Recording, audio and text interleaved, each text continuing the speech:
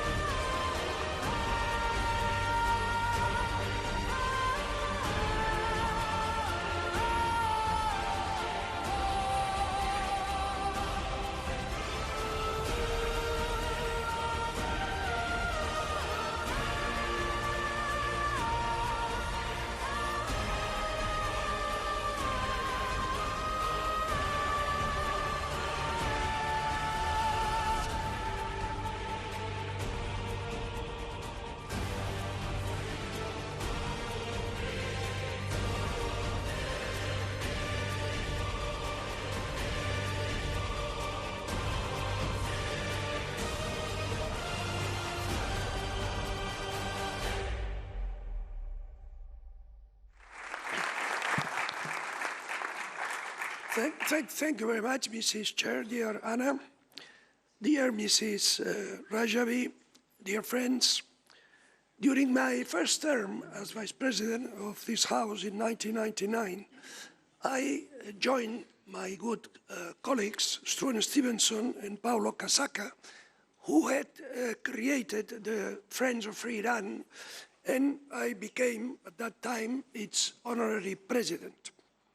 We three formed a very close relationship to focus on human rights violations in Iran and to challenge the many obstacles the Iranian democratic opposition, the NCRI, had to face in their struggle to bring democracy and freedom to the people of Iran. I must say I feel very, very happy to see many members and new members to follow this same path and to keep alive this flame, the flame of this noble and necessary fight. The Iranian opposition, under the brave and wise leadership of Mariam Rajavi, managed to win its case in all European and American courts and to be taken off those blacklists.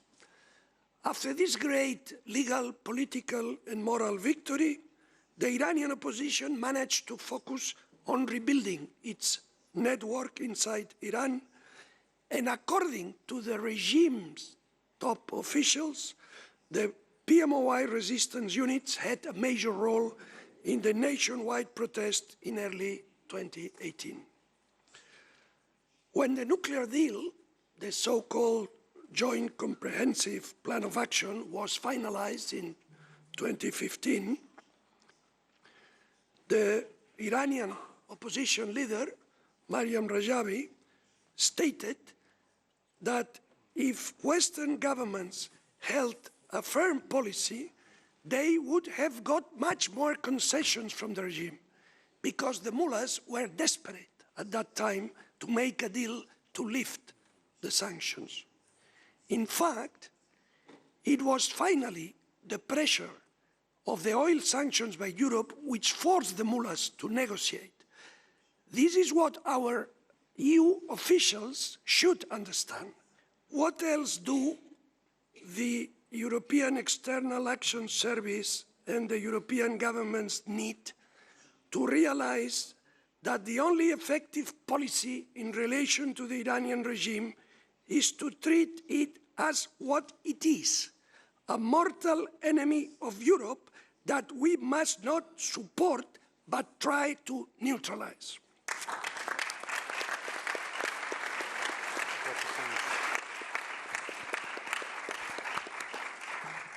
And I have three questions.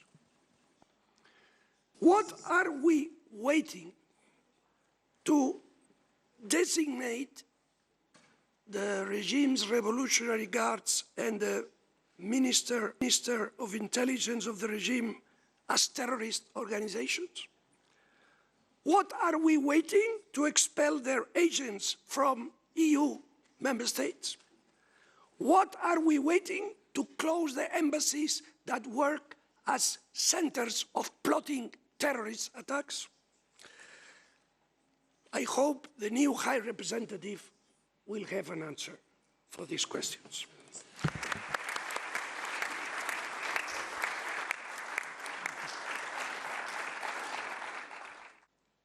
Madam President, Madam Chair, ladies and gentlemen, it was in August 2016, during an exhibition at the town hall of the second arrondissement of Paris, that the scale of the massacre of 1988 seized me. Thousands of photos, young students, pregnant women, teenagers, and a few months later, we also heard the testimony of the mothers. Their pain is still alive. The dismay in the face of kidnapping, death, lack of burial, it was a crime against humanity, long denied. What is needed here, firstly, is the establishment of an immediate, independent, transparent commission of inquiry to shed light on the unpunished crimes of 1988.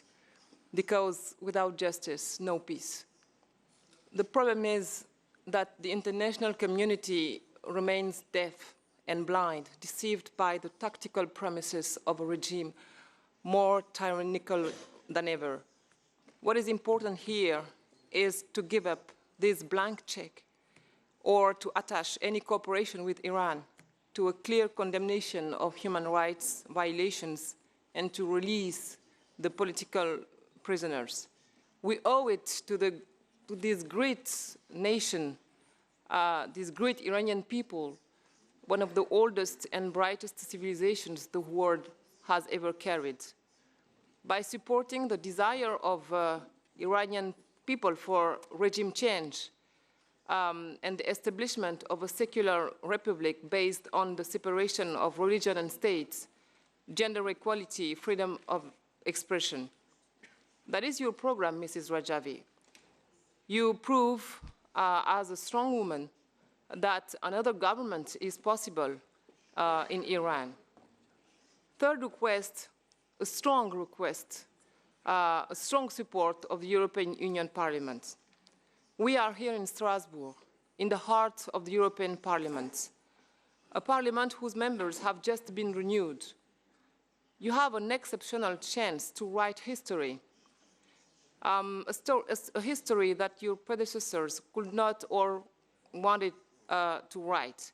You have the opportunity to live up to the humanist ideal of Europe's founding fathers.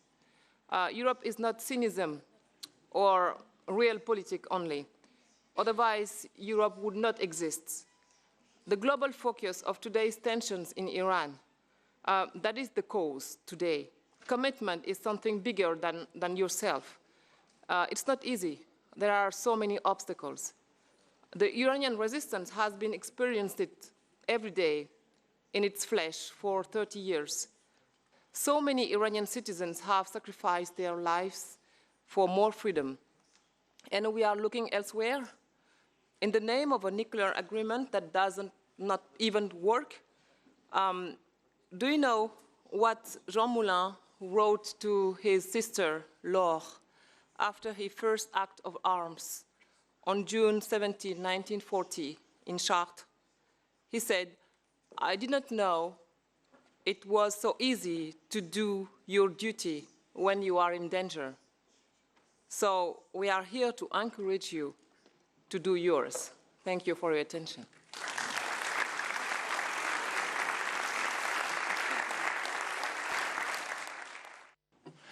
Thank you.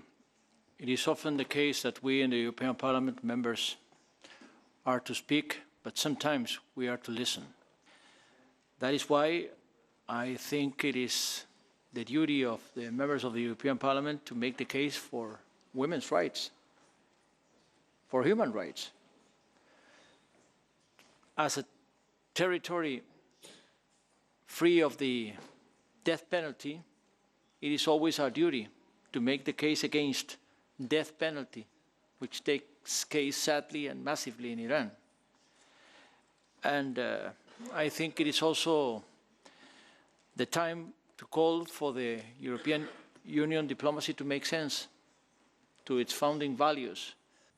We have a duty to the Iranian people in order to provide for that difference in the future to come. And we will not yield, we will not give up, we will not give in this moral and legal responsibility in bringing about change and true commitment to human rights elsewhere, and particularly in Iran. Thank you.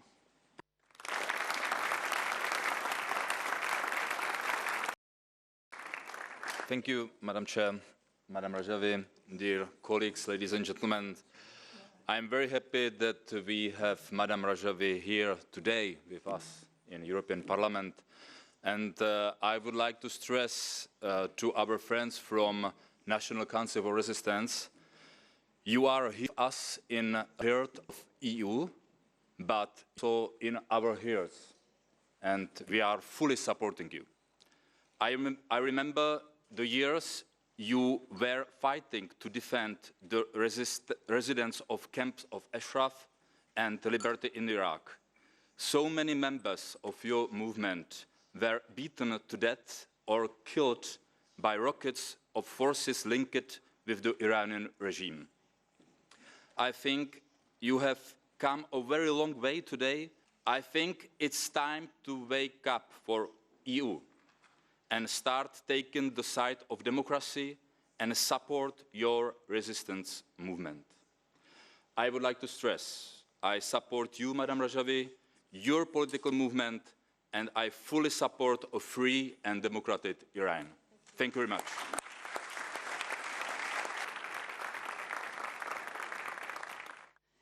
Je voudrais commencer par vous remercier tous et spécialement Anna Fatiga pour son accueil chaleureux, de me sentir si réconciliée avec ce Parlement et que, en fait, comme vous le disiez, c'est la voix des peuples européens à travers votre voix.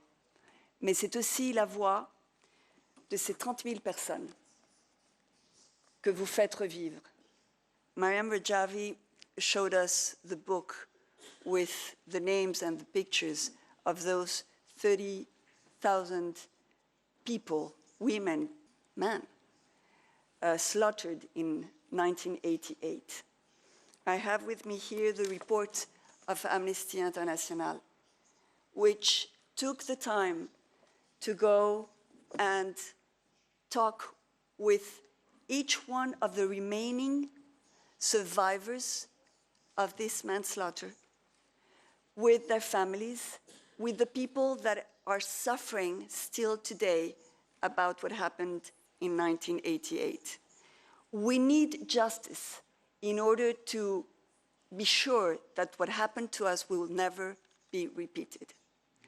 What we have learned today and what we know is that what happened in 1988 is just in the scene today in Iran.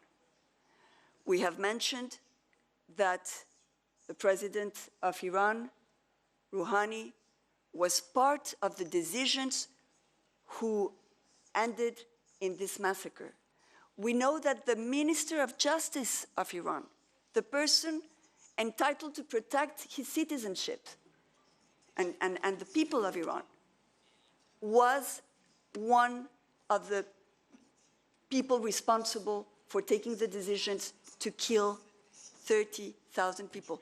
It was an industry of killing. It was a genocide of people who their only crime was to ask for freedom, like we are doing today here. Why is it important for us today to revisit what happened in 1988? 2 years ago, 2 men two Iranians coming from Iran, claiming they were journalists, arrived to Tirana. Their purpose was to engage in a terrorist plot in order to kill the people that had been relocated in Albania. Nobody knew what was happening. The government of Albania released all the information of what happened in March 2018 and how they could stop that terrorist act to come into action. But in 2018, the 23rd of June, many of us, I was there with Ramayad, we were in Paris in a conference gathering the resistance of Iran, the supporters of the resistance of Iran, and we wanted to make clear that we are confronting the abuse, the lack of justice, lack of rules,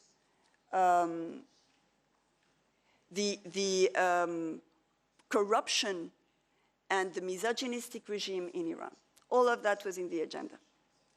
What we didn't know is that for Iran, the agenda was to kill us all. That day, crossing the border from Belgium to France with what was a bomb that had to be installed in the premises where we were gathering in order to kill all of us.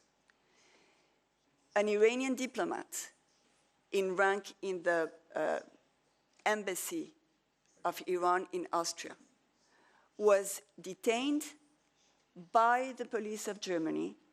We need people that we can confide in, that represent our values, the values of our world. It's not only of our civilization, it's not Western values. We're talking about freedom and equality. And today we know that if there's no equality, there cannot be freedom. There's no equality for women in Iran. That's why there's no freedom for anyone in Iran. And our job today is to take the voice we have to have their plea heard here and in the world through you. So many thanks for this opportunity.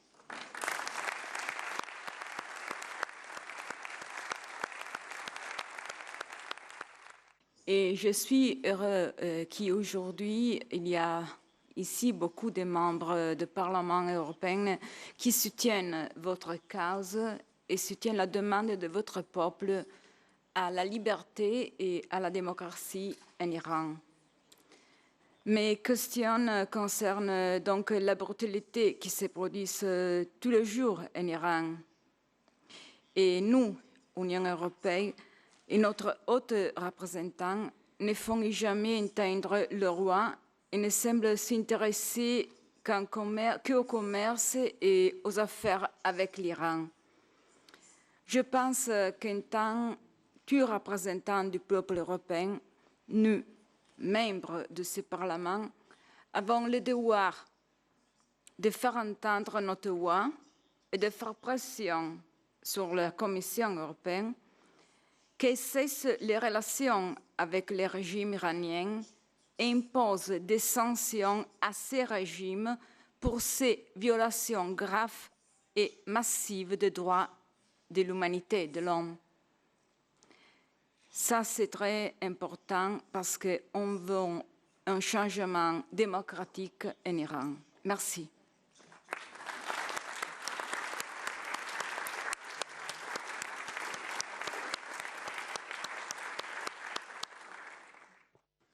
Thank you, Anna. Thank you, friends, for coming to the European Parliament and having this very important gathering of today.